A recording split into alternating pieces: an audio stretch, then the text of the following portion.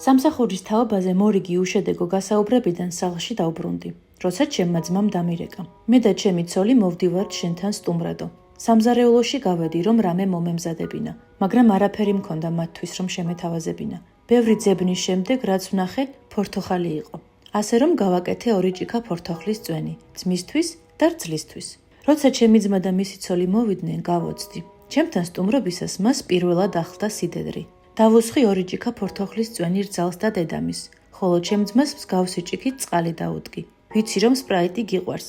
მან სასმელი აიღო და მიხვდა, რომ ეს წყალი იყო. უეცრად სიდედრმა თქვა: მეც სპრაიტს დავლევ, გთხოვთ ცოტა დამისხით. სირცხვირისგან გავშრი. ჩემი ძმა წამოდგა. მე მოვიტან სამზარეულოდან, თქვა მან და გავიდა. ცოტა ხნის შემდეგ სამზარეულოში შუშის მსხვრევის ხმა გავიგონეთ. შემოbrunდა და სიდედრს ეუბნება. ბოდიში, ჭიქა ხელიდან გამივარდა და გამიტყდა, მაგრამ არა უშავს. წავალ, სხვას ვიყიდი. სიდედრმა იუარა. არა, არ არის ამის საჭიროება.